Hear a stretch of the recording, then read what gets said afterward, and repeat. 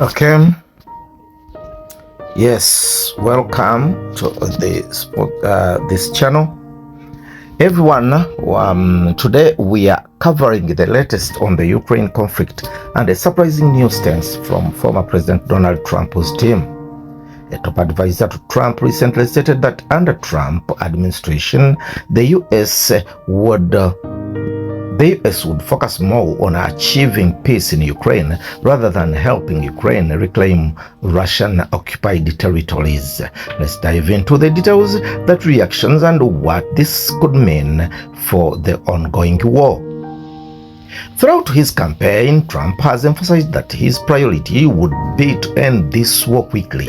He's criticized the ongoing U.S. military aid to Ukraine, which he views as a drain on American resources. This new statement from his advisor Bryan Lanza underscores a different approach, one that focuses on peace over Ukraine's territorial ambitions. According to Bryan Lanza, a senior advisor to Trump, the Trump-led administration would prioritize peace talks with Ukraine, but not with the objectives of helping Ukraine reclaim territories occupied by Russia, especially in Crimea.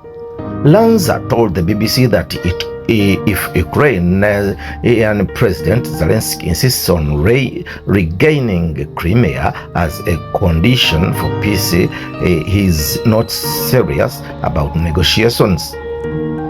Lanza made it clear from the Trump administration's perspective, pushing to recover Crimea is an unrealistic goal.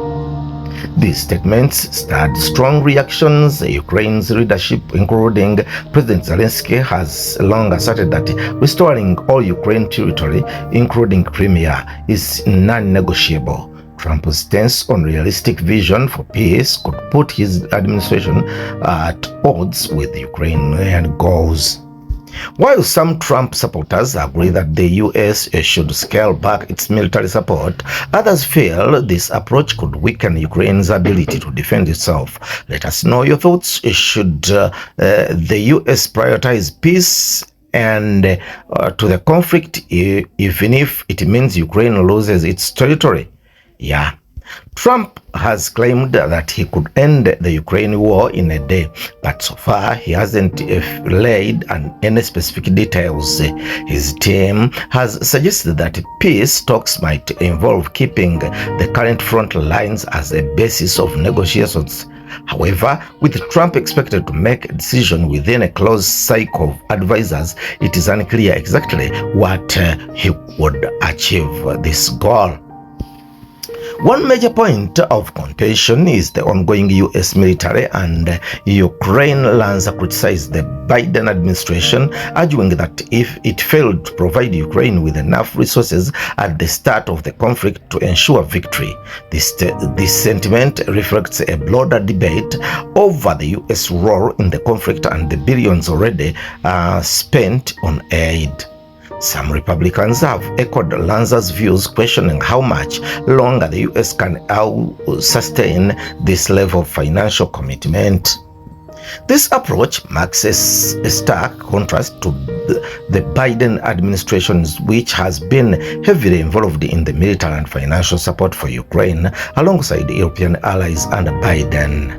The focus has been to empower Ukraine to defend its territory truly, even if that means a prolonged conflict. Trump's stance, by contrast, might pivot towards achieving peace and potentially significant cost to Ukraine's sovereignty.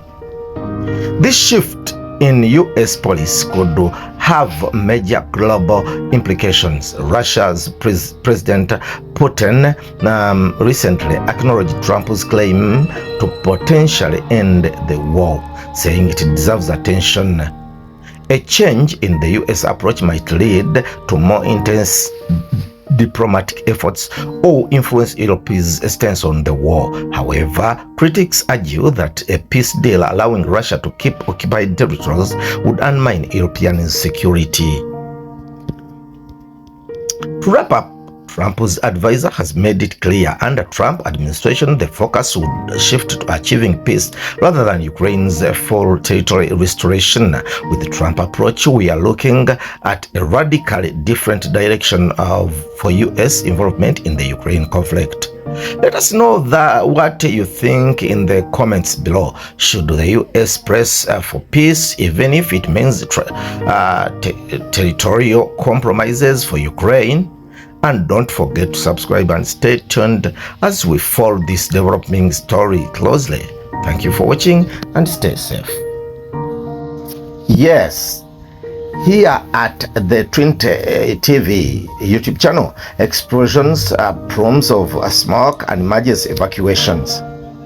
The Alexinski's chemical plant, a crucial production site for Russian military supplies, was targeted in a massive drone strike by Ukraine's SBU security services and special operations forces. Here is everything you need to know.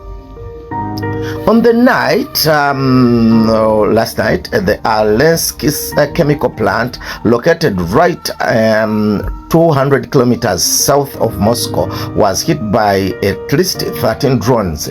This targeted operations was confirmed by Ukraine intelligence sources, who claim the attack was part of a broader campaign to weaken Russia's military infrastructure.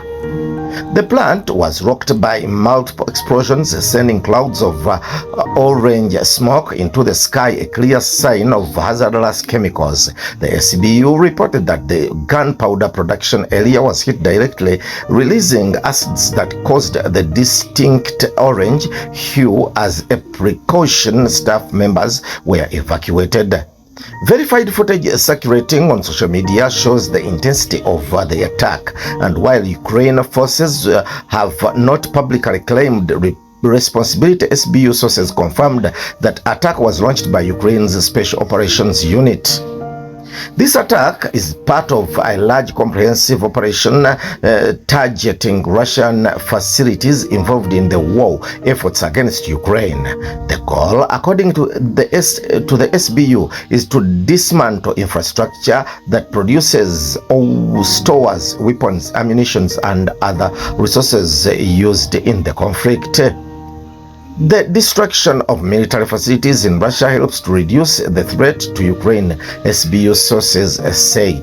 In response, Tura region's governor Dmitry Milyev stated that Russia's air defenses had intercepted and destroyed several drones in the area. However, he made no mention of the damage at Alexinski. Milyev confirmed only minor property damage to a private home and assured residentials that the situation was under control. Meanwhile, the Russian Ministry of Defense referred to it as an attempted terrorist attack by Kiev regime, emphasizing that air defenses that wanted the UAV strike. The Alexinski's plant is a critical facility for the Russian military, specializing in gunpowder and ammunition production. It is one of many sites now in Ukraine crosshairs as they seek to disrupt the supply lines that sustain Russia's war efforts. The attack on Alexinski wasn't an isolated incident, but a part of a series of recent strikes on Russian military sites. Ukraine's objectives to degrade Russia's capacity for aggression by targeting strategic facilities deep within the borders. As air raid alarms sounded across several Russian regions, this incident underscores the vulnerability of critical infrastructure even within Russian borders, with Ukraine showing its capability to strike at significant distances.